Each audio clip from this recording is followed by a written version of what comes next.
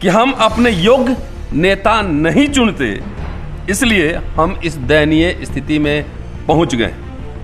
मीठा मीठा बोलकर नाम कमाने के लिए हम में से कुछ स्वार्थी लोग अयोग्य नेताओं को चुन लेते हैं। यह दुर्दशा का कारण है। हमारे राजनीतिक सांस्कृतिक शत्रु ये फैलाने में सफल हो गए कि अंबेडकर तो सिर्फ दलितों के नेता हैं, अछूतों के नेता हैं, आपके लिए क्या किया, आपके लिए क्या किया। अगर हमारा पूरा बहिष्कृत समाज अंबेडकर को नेता मान लिया रहता तो संसद में आपका कब्जा होता। हम लोग भूल गए, अपने सांस्कृतिक शत्रुओं के मकर जाल में फंसते चले गए। कोई संस्थान, यूनिवर्सिटी, कॉलेज नहीं बनाए। ब्राह्मण्य खत्म होने तक समाज की उन्नति संभव नहीं है।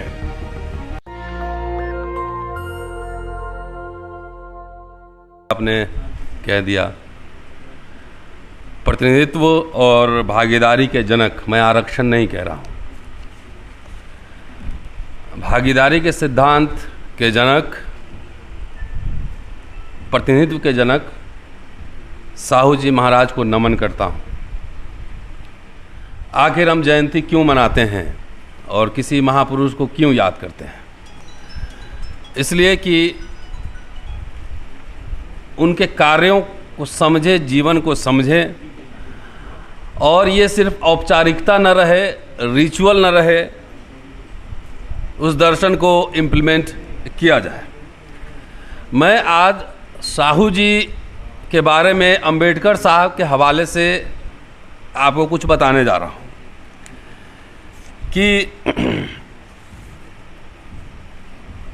मनगांव की सभा का नाम आपने सुना होगा। पहली बार अस्पृश्यों की एक बड़ी बैठक थी मनगांव में 20-21 मार्च 1920, और भारत के इतिहास में बहिष्कृत समाज की पहली अखिल भारतीय बैठक थी जिसमें विभिन्न कोनों से लोग आए थे। और इस बैठक की अध्यक्षता छत्रपति साहू जी महाराज कर रहे थे। 2 दिन का प्रोग्राम था। पहले दिन अंबेडकर का भाषण है और दूसरे दिन साहू जी, छत्रपति साहू जी महाराज कार्यक्रम में आते हैं और जो कह रहे हैं, एक पैराग्राफ है, आप उसको सुनिए। उस कार्यक्रम में 15 प्रस्ताव पारित किए गए थे। प्रस्ताव नहीं पढ़ूंगा, रेफरेंस दे दूंगा, जाके किताब में आप पढ़ लीजिएगा। उन्होंने कहा कि आज मेरे प्रिय मित्र अंबेडकर ने इस सभा का अध्यक्ष पद स्वीकार किया है। उनके भाषण का लाभ मुझे मिले, इसलिए मैं शिकार से लौटकर तत्काल यहाँ पर आया हूँ। मिस्टर अंबेडकर सभी पिछड़ी जातियों की चिंता करते हैं, इसलिए मैं उनका हृदय से अभिनंदन करता हूँ। मैं यहाँ, ये छत्रपति साहू जी महाराज का स्टेटमेंट है, मैं यहाँ इकट्ठा सभी लोगों से अनुरोध करता हूँ कि हम अपने योग्य नेता नहीं चुनते, इसलिए हम इस दयनीय स्थिति में पहुँच गए। मीठा मीठा बोलकर नाम कमाने के लिए हम में से कुछ स्वार्थी लोग अयोग्य नेताओं को चुन लेते हैं। यह दुर्दशा का कारण है। ये मंथन होना चाहिए। अभी ये 2022 मंथन होना चाहिए। पशु पक्षी भी अपनी जाति का ही नेता बनाते हैं। अंबेडकर को यहाँ वो अस्पृश्यों का नेता नहीं कह रहे हैं, कह रहे हैं सभी पिछड़ी जातियों की चिंता करते हैं। पशु पक्षी भी अपनी जाति का नेता बनाते हैं। कोई 4 पैरों वाला जानवर पक्षियों का नेता नहीं बना। जानवरों में भी कोई पक्षी नेता नहीं बनाया जाता। गाय, बैल और भेड़ों का नेता गरेड़िया होता है। इसी कारण आखिर में उसको बूचड़ खाने जाना पड़ता है। मतलब इसका सिंबलिज्म समझिए। या आपका नेता कोई और होगा, जिसको मैं बात कर रहा हूँ, बार बार रोज कह रहा हूँ ये बात, तो अंतिम में वो बूचड़ खाना ही ले जाएगा। और दुर्भाग्य की बात यह है कि जिस परंपरा की शुरुआत अगर 19वीं शताब्दी से लें, फूले साहब, साहू जी महाराज, गायकवाड़, अंबेडकर, पेरियार, जिस परंपरा की शुरुआत उन्होंने की, शायद हम कहीं भूल चुके हैं, और ये अंबेडकर के ज़माने में ही हो चुका था। एक भाषण का अंश 1939 का और मैं आपको बताऊंगा। बहरहाल इस भाषण में साहू जी महाराज कह रहे हैं कि आज उन्हें यानी अंबेडकर को पंडित की उपाधि देने में हर्ज क्या है। विद्वानों में वे एक आभूषण हैं। आर्य समाज, बौद्ध समाज या ईसाई खुशी खुशी उन्हें अपने में शामिल कर लेते, लेकिन वे वहां नहीं गए क्योंकि वे आपका उद्धार करना चाहते हैं। इसके लिए आपको उनके प्रति कृतज्ञ होना चाहिए, और मैं भी हूं। मेरे राज्य के बहिष्कृत प्रजाजनों, आपने अपना सच्चा नेता खोज लिया है। इसके लिए मैं आपका हृदय से अभिनंदन करता हूं। मेरा विश्वास है कि अंबेडकर आपका कल्याण करेंगे। इतना ही नहीं तो एक समय ऐसा आएगा कि वे सारे हिंदुस्तान के नेता बनेंगे, ऐसी मेरी मनोदेवता मुझसे कहती है। ये साहू जी महाराज का 1920 का स्टेटमेंट है। 1920 से लेकर अब तक 102 बरस हमारे राजनीतिक सांस्कृतिक शत्रु ये फैलाने में सफल हो गए कि अंबेडकर तो सिर्फ दलितों के नेता हैं, अछूतों के नेता हैं, आपके लिए क्या किया, आपके लिए क्या क्या। और भागीदारी के जनक छत्रपति साहू जी महाराज का स्टेटमेंट सुनिए।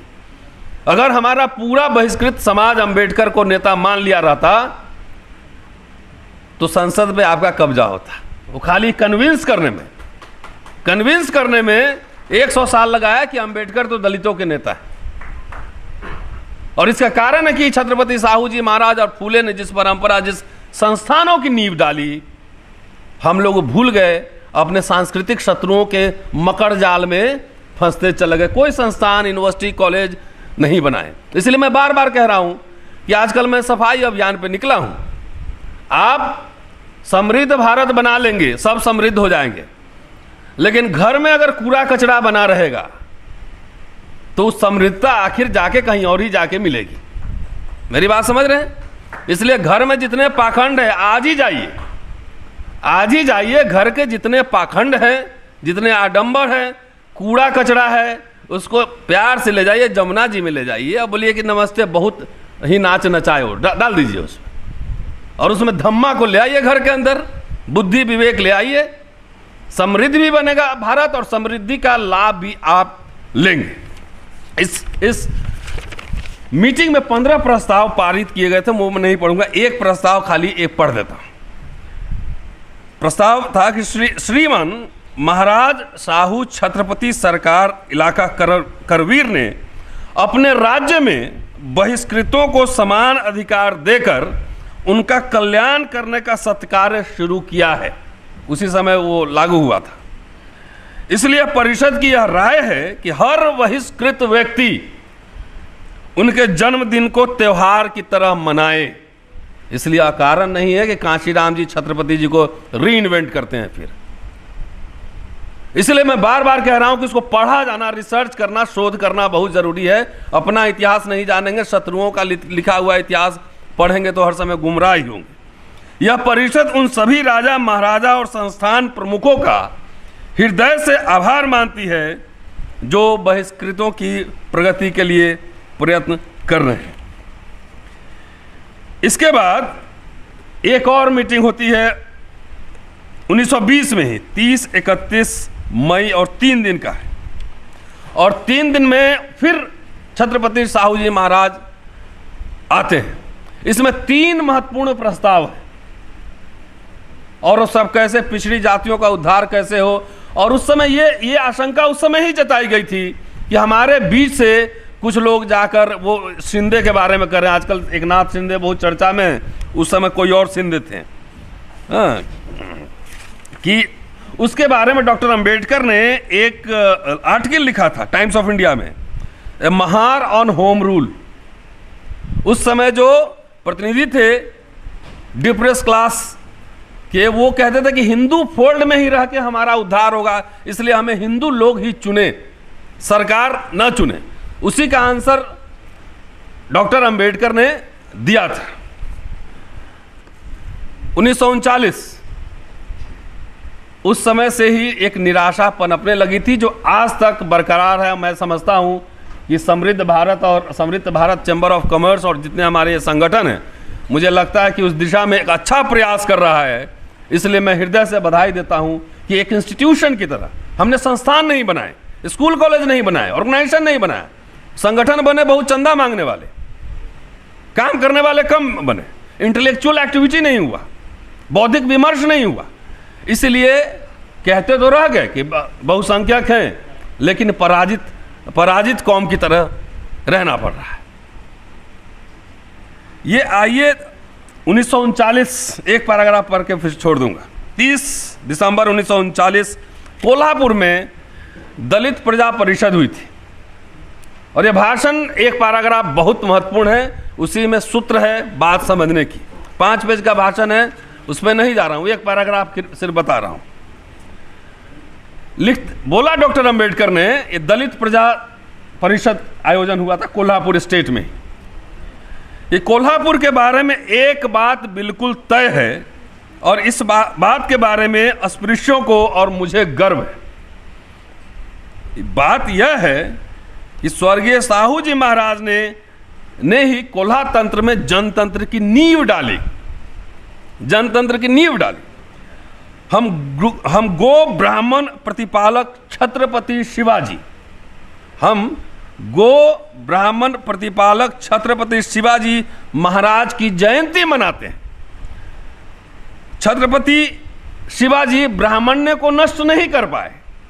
अपने राज्याभिषेक के लिए सोना देकर काशी से उन्होंने गंगावट को बुलाया। कहना पड़ेगा कि ब्राह्मण्य को नेस्तनाबूद करने में स्वर्गीय साहू जी महाराज शिवाजी से बढ़कर थे, शिवाजी से बढ़कर थे। साहू महाराज को वेदोक्त का अधिकार नहीं है, यह कहने वाले ब्राह्मणों को पुणे के लोकमान्य तिलक और पुणे की भट्टशाही का समर्थन प्राप्त है। यह जानते हुए भी साहू जी ने, छत्रपति साहू जी ने उन्हें ठोकर मार दी। इस बात को भुलाया नहीं जा सकता। स्वर्गीय साहू छत्रपति महाराज में कुछ बुरे गुण भी होंगे। मुझे बताइए, ये कौन सा राजा निर्दोष है? केवल दोषों को देखने का कोई मतलब नहीं है। ब्राह्मण्य खत्म होने तक समाज की उन्नति संभव नहीं है। बार बार ये बात फोकस हमारे सारे महापुरुषों ने ये बात हाईलाइट की, और हम लोग उसमें जकड़ते जा रहे हैं, जकड़ते जा रहे हैं। जब तक अवेकनिंग नहीं होगा, कल्चरल इंटेलेक्चुअल अवेकनिंग नहीं होगा, हमारी समृद्धि भी, बहुत सारे लोग अरबपति हैं, लेकिन जाके देखिए घर में क्या क्या सजाए हुए हैं, किसको पैसा चंदा दे रहे हैं, ये पता लग जाएगा। ब्राह्मण्य नष्ट करने की उन्होंने जोरदार कोशिश की, इसी में उनका बड़प्पन है। स्वर्गीय साहू छत्रपति ने समाज में व्याप्त विषमता को नष्ट करने की कोशिश की और ब्राह्मण्य का किला ढा दिया। आज हम लोग, समाज से एक सवाल है, ये किला हम लोग ढा रहे हैं कि किला में ईंट और सीमेंट लगा रहे हैं? किला में ईंट सीमेंट लगा रहे हैं कि ढा रहे हैं?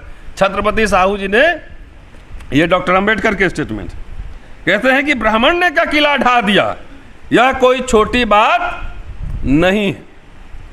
मेरे सार्वजनिक जीवन की शुरुआत स्वर्गीय छत्रपति साहू जी महाराज की अध्यक्षता में मनगांव, जिसकी चर्चा मैंने पहले की, मनगांव में की परिषद में उनके आदर्श के पालने से हुई। यह मुझे यहां बताना ही पड़ेगा।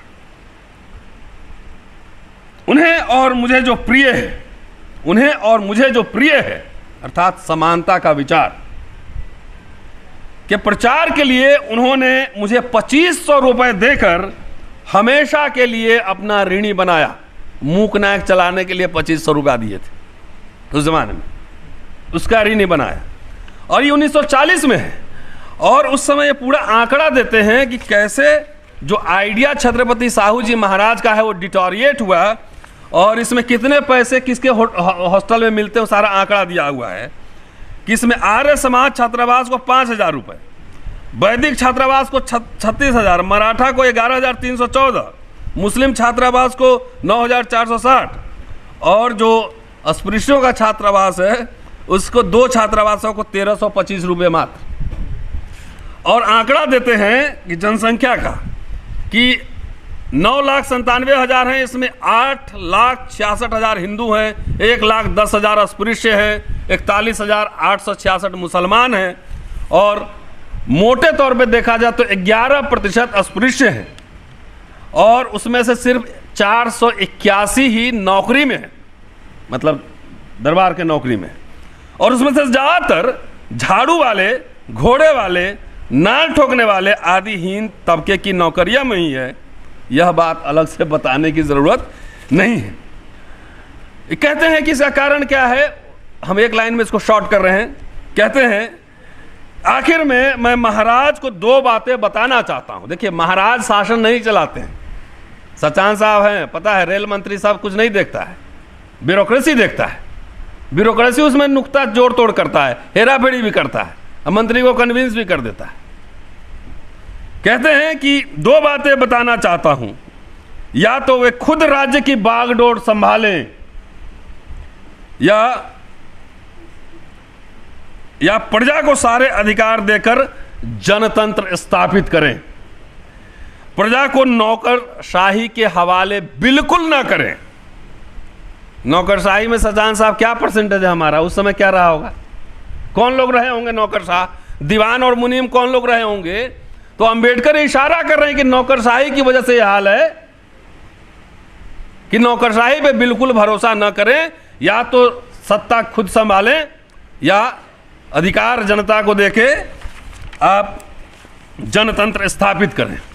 लब्बो लुआब यह है कहने का कि जो परंपरा फूले और साहू जी महाराज तमाम, देखिए अंबेडकर साहब या कांशीराम जी को देखिए, अंबेडकर साहब के गुरु कौन है, फुले साहब हैं, उनको स्पॉन्सर कौन कर रहा है, बड़ौदा महाराज है, यहाँ आने पर सपोर्ट कौन कर रहा है, साहू जी महाराज है। सबको अंबेडकर बहुत उच्चता से मतलब याद करते हैं अपने पूरे भाषण में। मैं यूट्यूब चैनल चला रहा हूँ अंबेडकर नामा, उसमें बहुत सारे मैंने बनाए हैं एपिसोड इस पे। और ये 100 साल का अंतराल देखिए कि हम कोई कल्चरल रेसिस्टेंस नहीं दे पाए सेंट्रल इंडिया के इधर,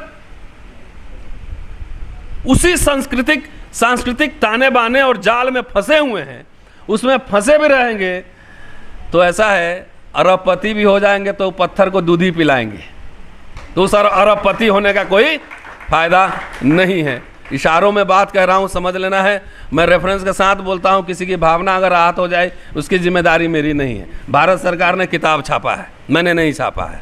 और बहरहाल आप लोग जो प्रयास जिस दिशा में कर रहे हैं, मुझे लगता है, मैं विजुअलाइज कर रहा हूं, अंबेडकर जो हॉस्टल खोले थे, एक कमरे से खोले थे, बहिष्कृत हितकारिणी सभा, एक कमरे से। तो जो अभी देख रहा हूं हम लोग तो एयर कंडीशन में बड़े हॉल में बैठे हुए हैं। तो जो मैं विजुअलाइज कर रहा हूं, 20 साल 50 साल काम कीजिए, इसका नतीजा 50 साल, मैं तो 10-15 साल नौकरी है, 15 साल तो इसी में सफाई अभियान पे हूँ, सिर्फ यही काम करना है मुझे। हमारे लोगों में बहुत राजनीतिक महत्वाकांक्षा होती है, मेरी कोई राजनीतिक महत्वाकांक्षा नहीं है, जो होगा देखा जाएगा, लेकिन सबसे पहले जरूरी है सांस्कृतिक सफाई अभियान करना। शुक्रिया। नेशनल दस्तक की आपसे गुजारिश है कि अगर इसको बचाना चाहते हैं तो नेशनल दस्तक को सब्सक्राइब करने के लिए रेड कलर के सब्सक्राइब बटन को दबाएं, फिर बेल आइकन की घंटी दबाएं। नेशनल दस्तक को बचाने के लिए बहुत जरूरी है कि हर खबर को शेयर करें, लाइक करें, कमेंट जरूर करें।